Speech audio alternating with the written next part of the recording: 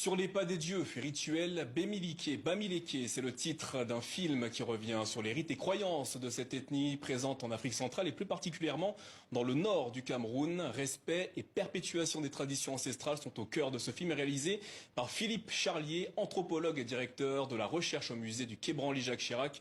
Bonsoir et merci d'être avec nous. Merci à vous. Pour quelles raisons vous êtes-vous immergé dans les rituels magico-religieux des Bamileke au Cameroun ? On a voulu d'abord les décrire, mieux les comprendre. On est dans une collaboration totale entre le musée du Quai Branly et des institutions sur d'anciens pays dont proviennent certains objets de nos collections. Et là, le but, c'était d'aller au Cameroun, dans la population Bamileke, et d'essayer de mieux comprendre certains des objets qui sont dans nos collections.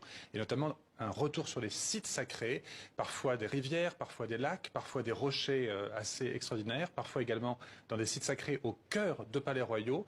Mieux les comprendre et mieux les préserver aussi. Quelle est l'essence des rites qui ont traversé les âges de Bamileke aujourd'hui? Ce sont des rites qui sont fondamentaux et des rituels qui font la cohésion entre les différentes strates de la société.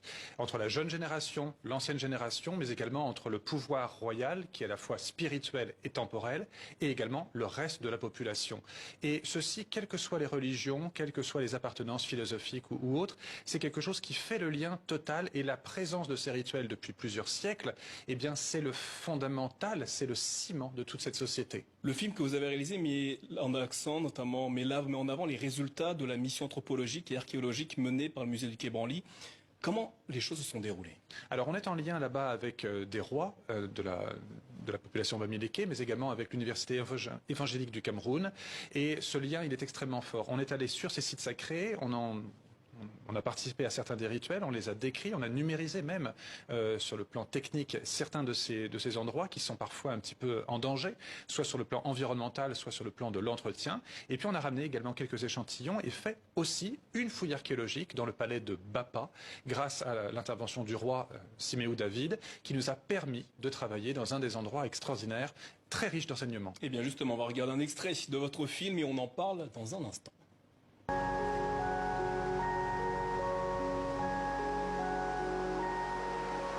Plus bas, on suit un chemin périphérique qui mène droit sur le plus gros rocher, mesurant près de 40 mètres de diamètre.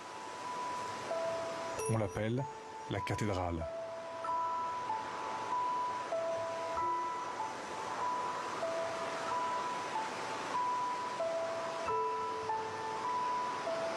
Tournant en tourbillon autour de ce bloc immense, le vent devient de plus en plus fort.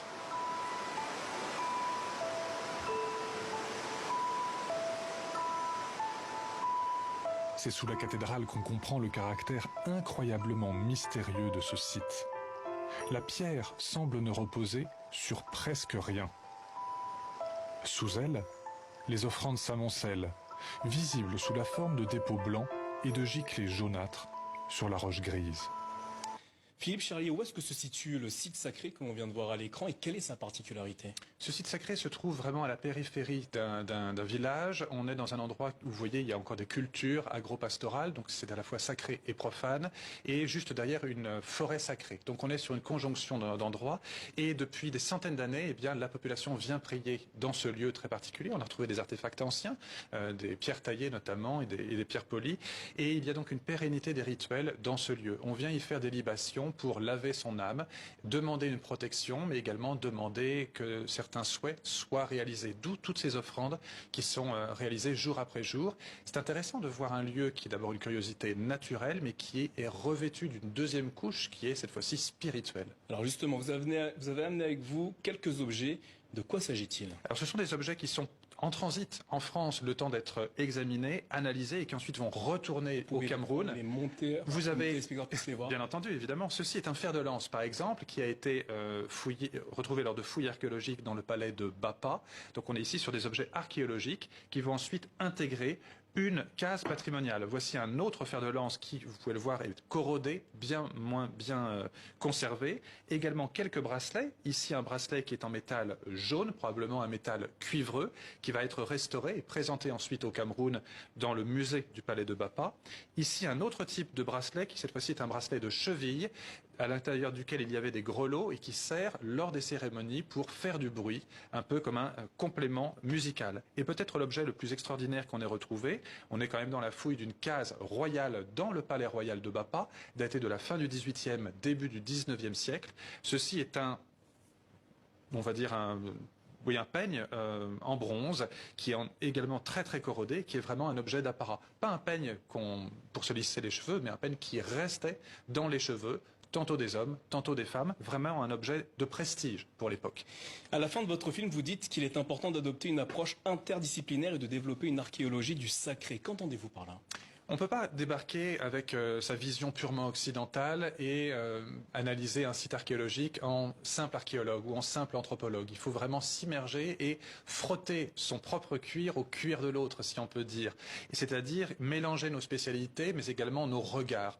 C'est pour ça que ça ne peut se faire qu'en partenariat total avec les autorités locales, à la fois universitaires, académiques, mais également les autorités spirituelles ou politiques et religieuses. Et c'est parce qu'on est tous ensemble autour de ces différents sites sacrés qu'on peut mieux les comprendre, les interpréter et les sauvegarder et transmettre ce savoir aux jeunes générations, qu'elles soient locales ou occidentales. Philippe Charlier, merci d'avoir répondu à nos questions. Votre film sur les pas dédiés au rituel Bamileke est à retrouver sur la page YouTube du musée du Quai Branly Jacques Chirac. Merci.